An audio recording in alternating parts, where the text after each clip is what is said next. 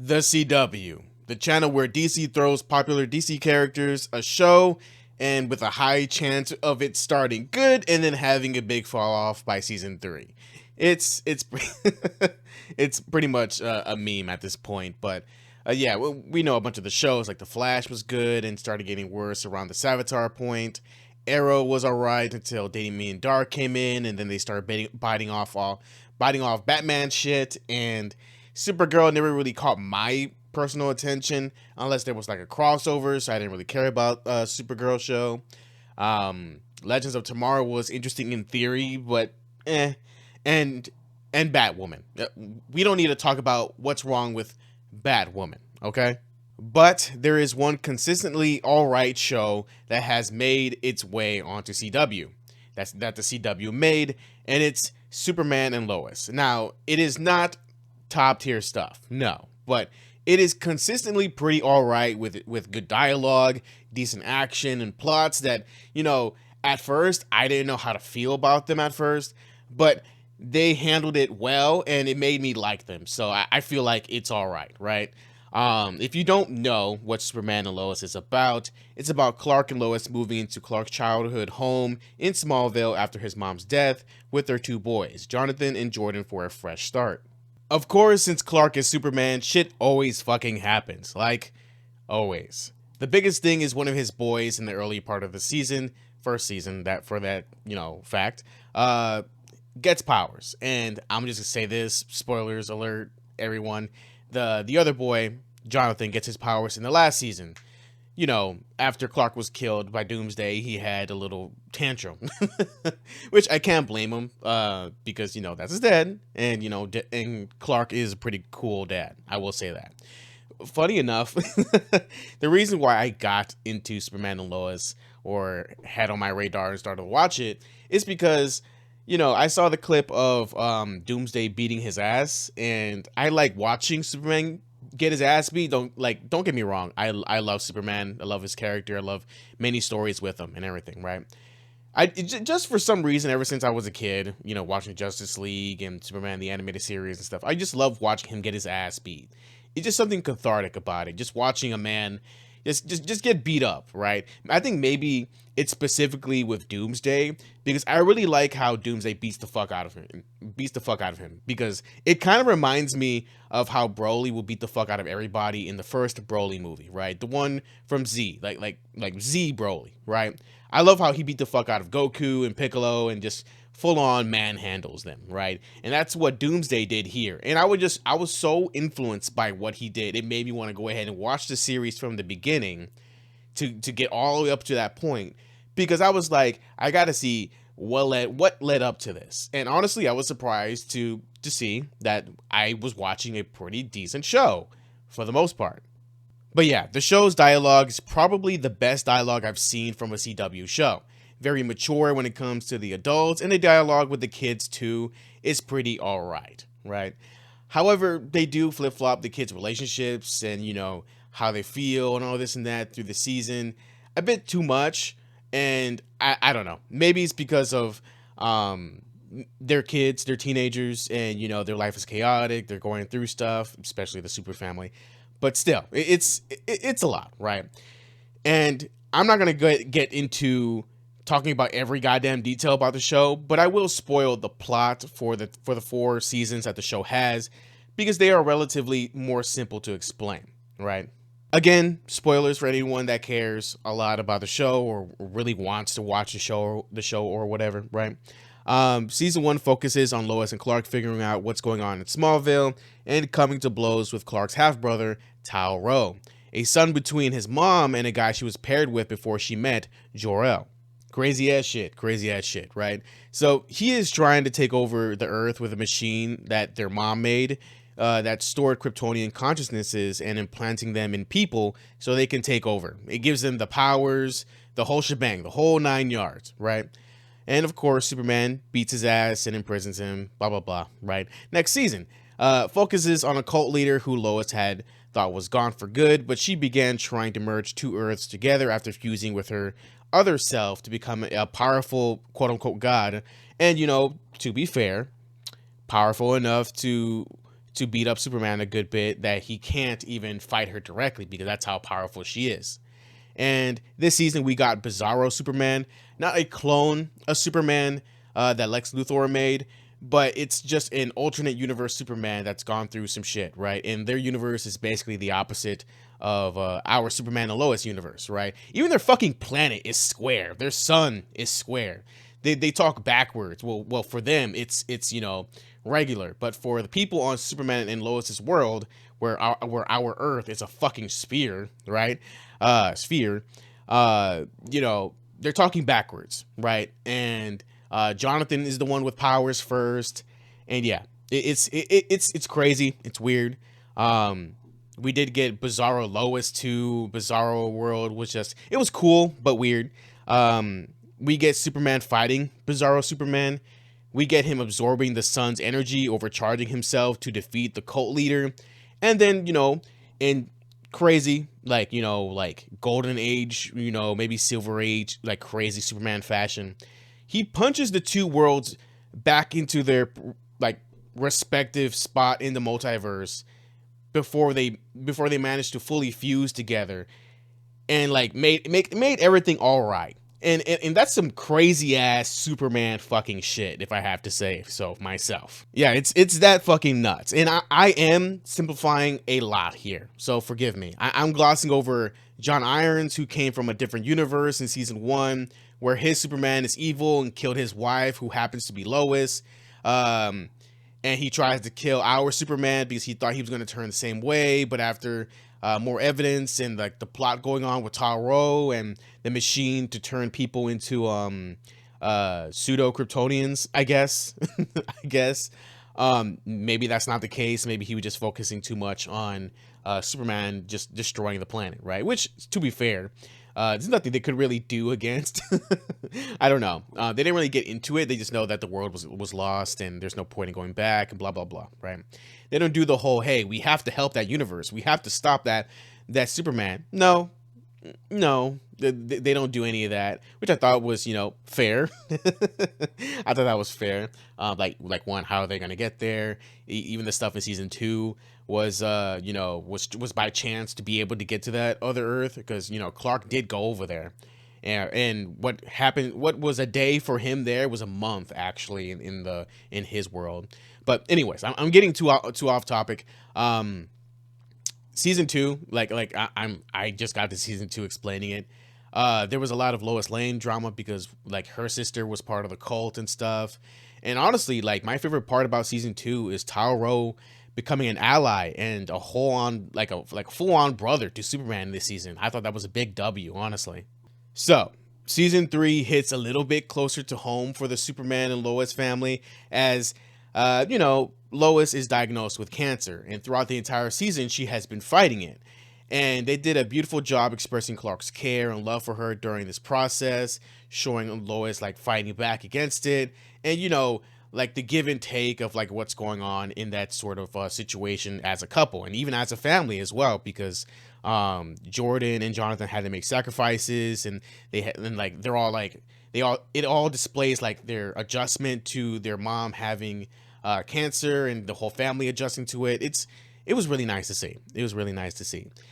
This season also brought along I forget the fucking name of the main villain guy, I guess. And he's a guy that Lois and Clark back in the day was trying to pin as Intergang's boss, which he is. I'm pretty sure. I don't think they really just like pin too much on it in this season because of like what's going on.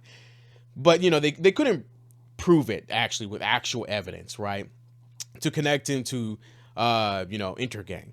But they did try to go ahead and humanize him a lot, because he is a villain who does a lot when it comes to cancer, right? Because his wife has cancer. Her cancer came back and he's trying to go ahead and save her and would do anything to achieve this.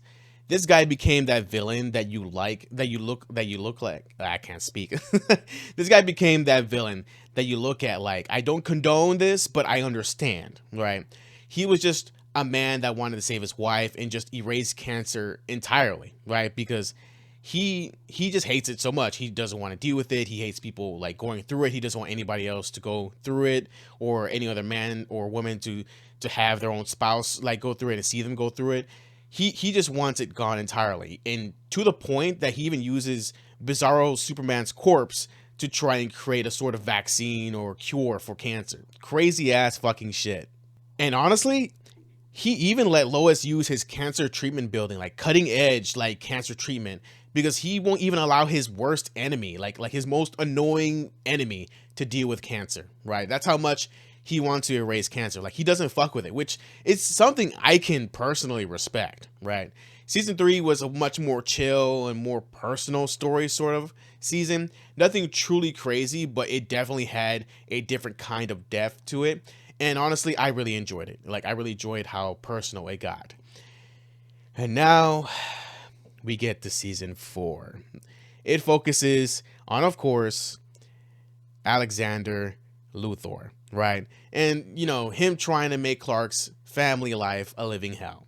This season, they did something I wasn't expecting, and that was revealing the secret to the world. And it started in Smallville, but it slowly spread, and Clark and the family decided to rip off the Band-Aid and reveal that, you know, Clark is Superman and they are a super family to the world.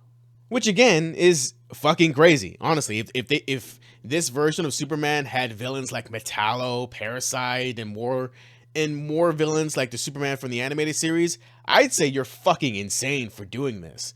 But this Superman seems to have less of a rogues gallery than any other iteration of Superman I've seen. So I suppose this is fine, right? Because I feel like if he had the amount of villains, that the Superman in the animated series had, he wouldn't have never have tried to do this, right? And honestly, even when it comes to Darkseid, right? Darkseid doesn't care who he is. He probably like figure it out at some point with his technology and stuff. But like, you know, imagine Parasite and Metallo just coming to his barn or whatever and beating the fuck out of him. Like that would be insane, right? Let's see. Like, I did appreciate how they tried their best to avoid having cringy interactions after the secret came out, especially with a lot of people in the show. You know, the boys used to have this coach, right? And he's still around. He's still a relevant character here and there in the series, who tries to get the boys to join the football team, and he was really trying to get that power, that fucking superpower on his team before the secret came out, right? Like officially, he knew that who they are, like he thought he knew, and he was trying to use it to his advantage for the next season of football. Didn't really work too well in his favor since they revealed it, but it was still kind of funny though. It was still kind of funny. Now, the fourth season is kind of brutal, right? Lex turns a revived Bizarro Superman into Doomsday by killing him over and over again, experimenting on him, and letting him revive her over again. It's crazy shit. The CGI for Doomsday isn't the best, like it's not top tier, like fucking the Justice League movie or whatever, but you know, it's still really good for a fucking TV show, right? Like that's what caught my eye, and how accurate Doomsday looked. I thought it was pretty fucking cool. So yeah, Doomsday and Superman fight in space for like a week or so or whatever, and Doomsday actually kills Superman, takes his heart and gives it to Lois, which is fucking nuts. Especially for her fucking TV show again. When the boys try to get it back, you know, Lex destroys it in their face, telling them that they're weak, they can get the fuck on. Yeah, like season 4 is fucking nuts. When Lex sends Doomsday to the DOD for something, I forget. Doomsday kills Lois's dad, who used a serum that the enemy guy from season 3 created for cancer, to eradicate cancer. He used it on himself to enhance his body, and said that he wants to give Superman his now super 60-year-old heart so they can revive him, because he was at the Fortress of Solitude in like this, this pool of whatever that kept him in a constant dream. And they did bring Clark back to life. However, he is weaker than before, which, makes sense because he has a 60-year-old fucking heart in his chest. Lex talks mad shit. Then when he used red sun lamps to depower Clark in the middle of Smallville, and they both start fighting, in the rain for that matter. So dramatic, right? Clark was beating his fucking ass, right? And what's funny is that Lois in the final episode was throwing it in his face, pissing him off. And I thought that was fucking great. But yeah, overall, the fourth season was entertaining. Did it end off pretty strong? I think it did, honestly. Like, it's a consistently good CW show. I also think the final episode was a bit of a mess, but I think with what they had, and what they did was okay for what it was, right? In this season, like, of course, let me get back on topic. In the last episode, Doomsday remembered who he was and threw himself into the sun because, of course, Lex got defeated by Superman and everyone lived happily. And I don't think, honestly, guys, I've read a lot of comics and stuff, but I don't think I've heard of a story where Superman dies of natural causes. But here we fucking are. We get an epilogue with Clark narrating his life about how Jordan and Jonathan gave him so many grandchildren. Like, I thought Alana's husband or ex-husband was out here fucking, right? No, Jordan and Jonathan was out here fucking because they have like five kids each, I think. Like that shit's fucking nuts. And he like all right, let me get back on topic. Clark does narrate how Lois's cancer came back when they were, I guess 60s, 70s. And she passed in his arms, which is pretty fucking sad. And then he gets a dog named Crypto, not a Kryptonian dog, it's just a regular ass dog. And then when he was walking down the street, he gets a heart attack, almost on the same spot that his adopted dad had his heart attack and died. But Clark wouldn't have died here. He would die in his home with his sons watching him, and the series would end with him reflecting on everything and everyone in his life before meeting Lois again. And the show officially ends right there after a big old kiss with her. And I thought it was really sweet. I thought this whole episode, or not whole episode, because there was a lot of action stuff. I thought the ending of the episode was really wholesome and really nice. The show wasn't perfect by any means. No, like it had its faults. However, it gave us a good Superman and a great super family. Did I agree with every decision the show made, especially with the relationships with the kids? Yes and no, but like, some things were kind of like, why? Would I have covered for my girlfriend if she was selling drugs? Fuck no. Jonathan, what the fuck? Would I have Jordan and Sarah's relationship be so chaotic? No. Like, if they had kept half that chaotic nature and stuff and then just had them consistently be a little bit more happy with each other, I would that would make me happy. But with how chaotic their relationship was, especially since it ended, like, I think season 1, maybe 2, I don't know. It's whatever. It's again, they're kids. It's whatever, right? Life goes on. They live their lives. I don't even know if, like, who did Jordan marry and have kids with? Like, they didn't really explain that in the season finale. They just had some woman with him that was apparently his wife and mother of his kids. And even, I'm pretty sure Jonathan married, I don't remember her name, Carmen or whatever the fuck. Like the girlfriend he's had, the entire show. And even though I think she broke up with him in like the last season, and they had to save her life, or like there was a fight near them and stuff like that with I think Doomsday or Lex Luthor or whatever. I think they were still together. I think he tried talking her out of breaking up with him because a reporter was going ahead asking her if she would go ahead and sell some information on Superboy or whatever. It's entirely crazy, right? But they didn't give us much info on that front. But maybe they'll go ahead and reveal it in interviews and stuff like that. Don't know. Would I have let Lex Luthor live after threatening my family the way this motherfucker did in the show? Fuck no. I'm laser beaming his ass into the fucking ground and melting his ass. I love you, Clark. I love you, Superman. But ain't nobody doing my whole family like that. Fuck all that. Like, if I was Superman and he did all this, I would have, man. But again, I'm not Superman. He made the hard decisions. However, seeing Clark beat the fuck out of him was actually pretty fucking great, because at that moment, it wasn't Superman beating his ass. It was Clark Kent. And you know what?